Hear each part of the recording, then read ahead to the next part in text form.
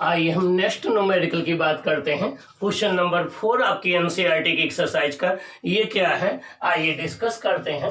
To conducting wires of the same material, two conducting wires हैं एक ही material के बने हुए हैं, and of the equal length, दोनों की लेंथ सेम है, एंड इक्वल डायमीटर, दोनों के डायमीटर इक्वल हैं, are first connected in series, पहले उनको सीरीज में कनेक्ट किया जाता है, एंड देन इन पैरेलल, तब उनको पैरेलल में कनेक्ट किया जाता है, इन एन इलेक्ट्रिक सर्किट, किसी इलेक्ट्रिक सर्किट में, the ratio of the heat produced in series and parallel combination will be, series और पैरेलल कॉम्बिनेशन में जो हीट प्रोड्यूस्ड होगी उसका रेशियो क्या होगा, 1:2, 2:1, 1:4, 4:1। ये आपको बताना है कि दो कंडक्टिंग वायर्स हैं, सेम मटेरियल के बने हुए हैं और सेम लेंथ के हैं, तो उनका रेजिस्टेंस भी सेम होगा। अगर सेम मटेरियल के हैं, सेम लेंथ के हैं, same area of cross section के हैं तो उनका रेजिस्टेंस सेम होगा। तो अगर एक का रेजिस्टेंस आर होगा तो दूसरे का रेजिस्टेंस आर होगा। पहले उनको सीरीज में कनेक्ट किया जाता है, फिर पैरेलल में कनेक्ट किया जाता है, तो उसमें हीट प्रोड्यूस का रेशियो निकालना है। आइए देखें सोल्यूशन नंबर 4 केस 1, सीरीज में आप कनेक्ट कर रहे हैं। देखिए हमें ये एक कंडक्टिंग वायर गिवन है, इसका रेजिस्टेंस आर है ए बी, ये एक दूसरा कंडक्टिंग वायर है सी डी, दोनों के रेजिस्टेंस आर है, दोनों की लेंथ सेम है, area of cross section same है, तो दोनों का रेजिस्टेंस सेम होगा। इसका रेजिस्टेंस आर है, इसका रेजिस्टेंस आर है, दोनों को सीरीज में कनेक्ट कर दिया और वी वोल्ट की बैटरी से हमने कनेक्ट कर दिया। अब इसमें कुछ हीट प्रोड्यूस होगी, जो हीट प्रोड्यूस होगी उस हीट को हम सपोज कर लें कि टोटल हीट EHS प्रोड्यूस हो रही है। अब दोनों रेजिस्टेंस सीरीज में कनेक्टेड है तो इनका इक्विवेलेंट रेजिस्टेंस क्या हो जाएगा, R equivalent equal to R S मान लें। सीरीज में इंडिविजुअल रेजिस्टेंस ऐड हो जाते हैं तो आर प्लस आर क्या हो जाएगा, आर इक्विवेलेंट टू आर आ जाएगा, इसको हम आर एस बोल रहे हैं, और हीट प्रोड्यूस हमने EHS मान लिया।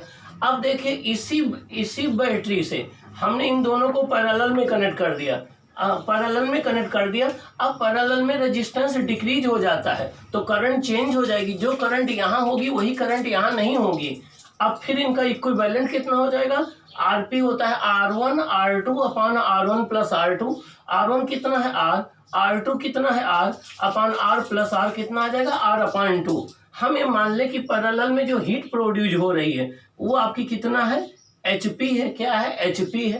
पैरेलल कॉम्बिनेशन में टोटल हीट प्रोड्यूस HP है, सीरीज में टोटल HS है। अब आप ध्यान रखेंगे यहाँ पर रेजिस्टेंस डिक्रीज हो गया, R/2 हो गया, तो ये करंट I' की इक्वल नहीं रहेगी, करंट सेम नहीं रहेगी, इसलिए आप हीट का फार्मूला H = I² RT नहीं अप्लाई करेंगे। आप क्या अप्लाई करेंगे, यहाँ पर पोटेंशियल सेम है, जो वोल्टेज यहाँ बैटरी का दिया गया वही वोल्टेज यहाँ दिया गया, दोनों जगह पोटेंशियल सेम है, तो फार्मूला यूज करेंगे H = V² upon R × T। Supply voltage is same, V constant है, V कांस्टेंट हो तो हीट प्रोड्यूस्ड का या इलेक्ट्रिकल एनर्जी का फार्मूला होता है H = V² अपान R × T। तो यहाँ से V सेम है, T सेम है, दोनों के लिए पोटेंशियल सेम है, टाइम सेम है, तो H प्रोपोर्शनल 1/R हो जाएगा।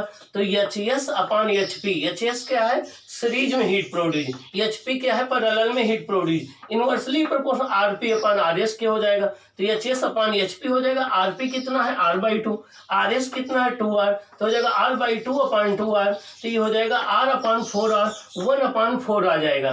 तो HS रेशियो HP आ जाएगा 1:4। मीन सीरीज में जितनी हीट प्रोड्यूस होगी पैरेलल में जो हीट प्रोड्यूस होगी वो 1:4 में होगी। क्या होगी, 1:4 में होगी।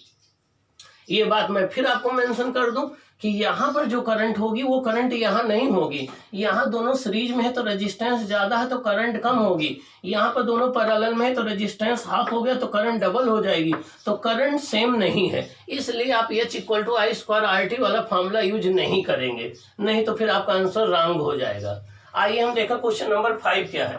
How is volt meter connected in the circuit to measure the potential difference between 2 points, 2 points के बीच में पोटेंशियल डिफरेंस को मेजर करने के लिए वोल्ट मीटर कैसे कनेक्ट करते हैं। आइए सोल्यूशन नंबर 2 देखते हैं। ये पॉइंट A है, ये पॉइंट B है और इसका रेजिस्टेंस जो है वो R है। देखिए रेजिस्टेंस R है, इसमें करंट कितनी फ्लो कर रही है, आई फ्लो कर रही है। हमने आपको बताया था कि जिस एंड से करंट इंटर करती है उसे हम पॉजिटिव मानते हैं, जहां से करंट लीव करती है वहां निगेटिव मानते हैं। तो ये आपका प्लस हो जाएगा, ये माइनस हो जाएगा, यहाँ हाई पोटेंशियल होगा, यहाँ लो पोटेंशियल होगा, VA greater than VB।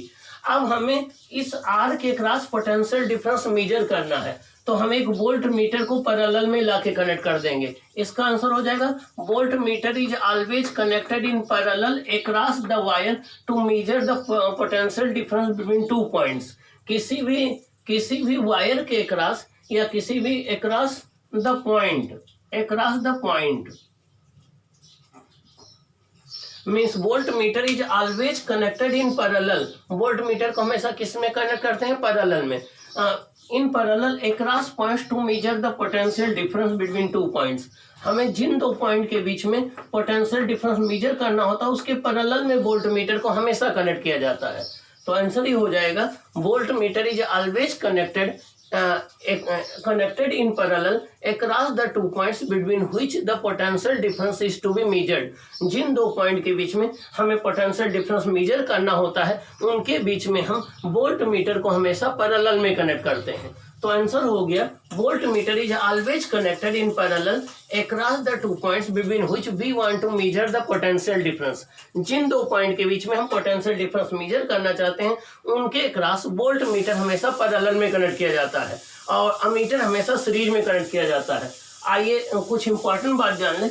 If it is connected in series, अगर हम सीरीज में कनेक्ट कर देंगे तो क्या होगा, इसका रेजिस्टेंस वेरी हाई होता है। सीरीज में कनेक्ट कर देंगे तो इसके साथ इसका रेजिस्टेंस ऐड हो जाएगा, सर्किट का रेजिस्टेंस चेंज हो जाएगा, करंट चेंज हो जाएगी, तो पोटेंशियल की वैल्यू चेंज हो जाएगी। If it is connected in series its resistance is high, it will change the circuit resistance and hence current I will be change. अगर हम वोल्ट मीटर को सीरीज में कनेक्ट कर देंगे तो वोल्ट मीटर का रेजिस्टेंस हाई होता है, उसका रेजिस्टेंस सर्किट के साथ ऐड हो जाएगा, सर्किट का रेजिस्टेंस चेंज हो जाएगा, करंट चेंज हो जाएगी, तो वोल्टेज भी चेंज हो जाएगा।